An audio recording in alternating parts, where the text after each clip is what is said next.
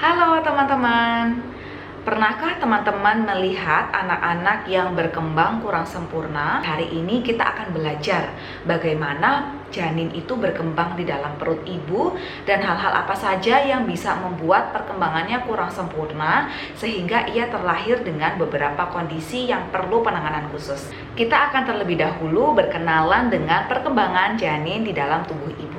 Secara umum, janin akan mengalami 3 fase perkembangan di dalam kandungan ibu. Fase yang pertama adalah fase germinal, yaitu ketika kandungan berusia 0 sampai 2 minggu. Pada fase ini terjadi pembelahan sel yang sangat cepat hingga terbentuk blastosis. Blastosis ini terdiri dari ektoderm, mesoderm, dan endoderm yang nantinya akan membentuk organ-organ pada tubuh manusia, baik yang terbentuk di dalam tubuh maupun di permukaan tubuh. Setelah itu, pada minggu kedua sampai minggu ke-8, seorang janin akan mengalami perkembangan embrionik atau organogenesis, yakni mulai terbentuk organ-organ penting di dalam tubuhnya. Dimulai dari pembentukan central nervous system yang terdiri dari otak, tulang belakang, dan hal-hal yang penting untuk menunjang tumbuh kembangnya, lalu hati, organ-organ dalam, dan terbentuk anggota gerak pada tubuh. Setelah melalui 8 minggu atau trimester pertama kehamilan, bayi akan memasuki minggu-minggu di mana mereka berada pada periode fetal.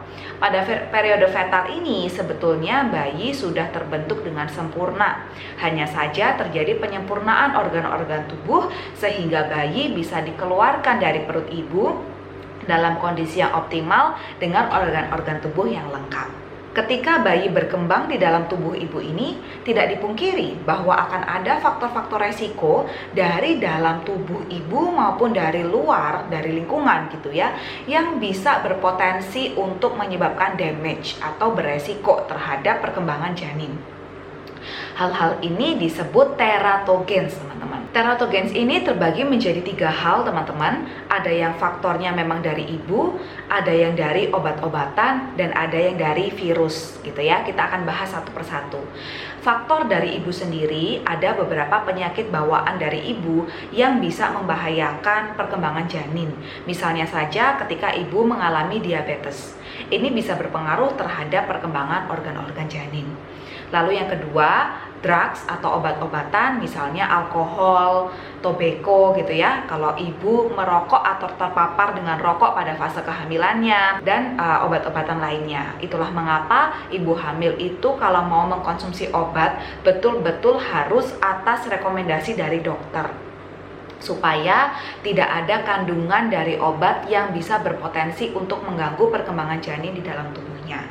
Dan yang ketiga adalah virus. Misalnya saja virus tokso, virus rubella, dan lain sebagainya. Teratogens ini biasanya akan sangat berpengaruh kepada perkembangan janin ketika janin memasuki embryonic stage, yakni ketika terjadi organogenesis atau pembentukan-pembentukan yang sangat krusial untuk membentuk organ tubuh bayi. Untuk lebih memahami bagaimana teratogens berpengaruh terhadap perkembangan janin, saya akan menampilkan grafik di sini. Nah, dari grafik ini teman-teman bisa lihat ya, pada 2 minggu awal kehidupan bayi, dia ini masih belum rentan ketika terpapar dengan teratogens karena masih belum ada fase organogenesis. Sehingga kalau ibu-ibu merasa dulu waktu aku belum tahu aku hamil gitu ya, aku sempat loh keceplosan minum wine, tapi kok bayiku nggak kenapa-napa, ya karena memang kerentanan bayi terhadap teratogens pada usia kandungan tersebut masih belum tinggi. Tetapi di grafik selanjutnya ya, jadi waktu kandungan berusia 3-8 minggu, wah ini mulai keluar nih warna-warna grafiknya ya, teman-teman bisa lihat. Yang warna orange itu menunjukkan bahwa kerentanannya sangat tinggi. Jadi kalau terpapar pada usia kandungan tersebut bisa jadi besar kemungkinannya akan terjadi kecacatan. Dan kalau yang warna biru itu sebenarnya sensitivitasnya atau kerentanannya udah sedikit lebih rendah, tetapi masih berpotensi untuk mengakibatkan damage.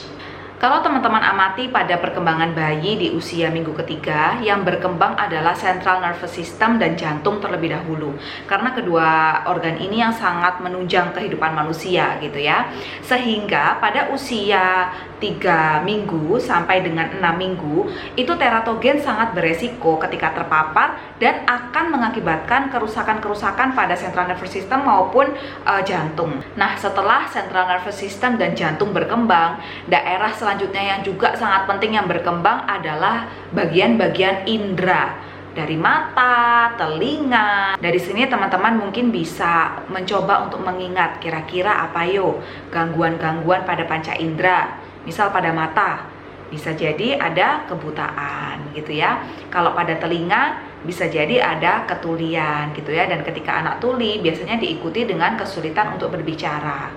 Ini bisa terjadi karena ada kemungkinan ibunya terpapar teratogens ketika memasuki usia kandungan 4 minggu sampai dengan mendekati full term. Setelah itu memasuki minggu kelima, maka terjadi perkembangan anggota-anggota gerak gitu ya, ada tangan, ada kaki.